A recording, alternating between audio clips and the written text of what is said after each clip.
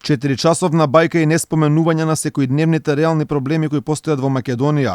Вака изгледаше отчетот за работата во првите 100 дена од владата на премиерот Димитар Ковачевски. Во 4 часа во Македонската опера и балет не беше споменат штрајкот на професорите и вработените во градинките, не беа споменати ниту секојдневните протести на синдикатите, земјоделците и многу други. Споменати беа како што премиерот и неговите колеги самите се ги кажа економските и други успеси во државата, а меѓу нив беше набран и кредитот од 900 милиони евро од ММФ, како и дека бил подобрен стандардот на граѓаните со мерките кои биле реализирани. Тема нормално беше и Бугарија и покрај досегашните и сега нејавеното вето, Ковачевски порача дека двете влади морало да гледаат позитивно. Ние имаме предизвик со соседна држава Бугарија заради ветото кое што Бугарија минатата бугарска влада го стави на отпочнувањето на првата меѓувладина конференција за Република Северна Македонија.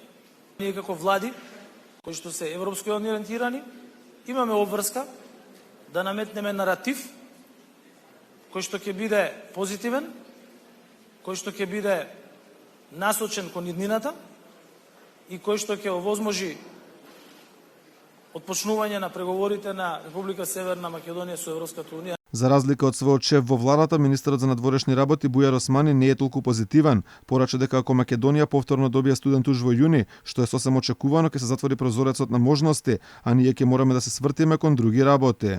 Сметам дека нема доволно енергија и капитал оваа влада да се посвети на една тема откако ќе се затвори овој прозорец на можности и ќе мора да се свртиме на внатрешните прашања во државата. Што тоа значи?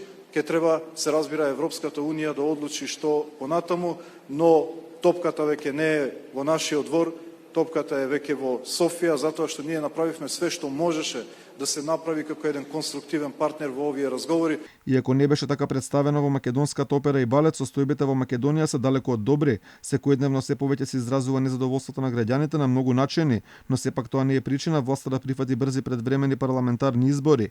Ова го повтори и првиот вице-премиер Артан Груби, кој би прифатил предвремени избори на само неколку месеци пред редовните.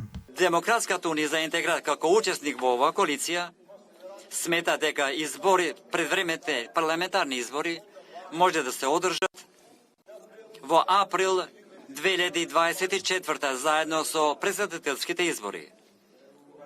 Демократската унија за интеграција како дел од оваа коалиција го поддржува силно парламентарното мнозинство, владината коалиција и овде сме да ги реализираме овие проекти.